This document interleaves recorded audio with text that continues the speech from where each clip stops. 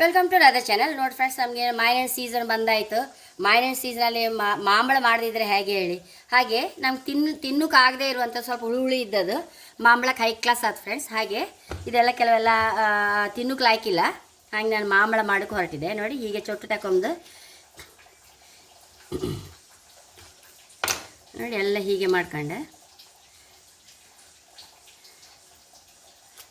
First ಒಂಚೂರು ಇದ್ರದ್ದು pulp ಎಲ್ಲ ತೆಗೆದು ತೋರಿಸ್ತೆ ಫ್ರೆಂಡ್ಸ್. ಎಲ್ಲ ಹೀಗೆ ಮಾಡ್ಕೊಂಬ ಒಂದ್ಸಲ ಫ್ರೆಂಡ್ಸ್. ಮಾವಿನಣ್ಣಂತೂ ನಮ್ಗೆ ಆರೋಗ್ಯಕ್ಕೆ ತುಂಬ ಒಳ್ಳೆಯದಲ್ಲ. ವಿಟಮಿನ್ ಎ ರಿಚ್ ಇರೋದ್ರಿಂದ ನಮ್ಮ ಕಣ್ಣಿಗಂತೂ ತುಂಬ ಒಳ್ಳೆಯದು. ಹಾಗೆ ಸ್ಕಿನ್ನಿಗೆ ಸಹ ಒಳ್ಳೆಯದು ಫ್ರೆಂಡ್ಸ್. ಎಲ್ಲ ಜೀರ್ಣಕ್ರಿಯೆಗೆ ಒಳ್ಳೆಯದು. ಎಲ್ಲ ರೀತಿಯಿಂದ ಮಾವಿನಣ್ಣು ನಮ್ಮ ಆರೋಗ್ಯಕ್ಕೆ ಅಷ್ಟು ಒಳ್ಳೆಯದು. ಹಾಗೆ ನಾವು ಈಗ ಮಾಡಿಟ್ಕೊಂಡ್ರೆ ಮಳೆಗಾಲದಲ್ಲಿ ತಿನ್ನೋಕ್ಕೆ ದಿವಸ ಒಂದೊಂದು ಪೀಸ್ ತಿಂದರೆ ನಮಗೆ ಆ ಮಾವಿನಣ್ಣಿಂದ ಸಿಗೋ ಪ್ರಯೋಜನಗಳೆಲ್ಲ ಸಹ ಸಿಕ್ಕುತ್ತೆ ಫ್ರೆಂಡ್ಸ್. ಹಾಗೆ ಆದಷ್ಟು ಹಣ್ಣು ಸಿಕ್ಕುವಾಗ ಎಲ್ಲರೂ ಮಾಡ್ಕೊಳ್ಳಿ ಅಂತ ಹೇಳ್ತೇನೆ ನಾನು. ಈಗ ಇದನ್ನು ಮಿಕ್ಸಿಗೆ ಹಾಕಂತ ಇದ್ದೆ.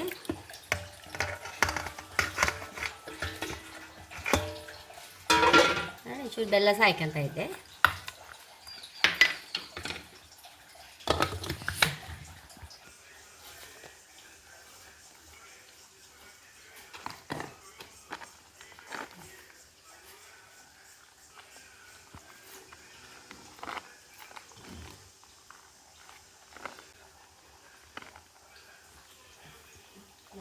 ದಿನ ಇದರ ಮೇಲೆ ಹಾಕ್ತಾ ಬರ್ತೆ.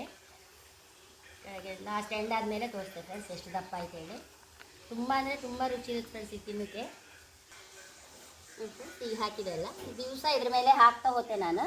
ಸರಿ ಇಷ್ಟು ದಪ್ಪ ಆಗುತ್ತೆ. ಆ ದಪ್ಪ ಆದಮೇಲೆ ತೋರಿಸ್ತೆ ಫ್ರೆಂಡ್ಸ್. ಇನ್ನು 10 ದಿವಸ ಬಿಟ್ಟು ತೋರಿಸ್ತೆ.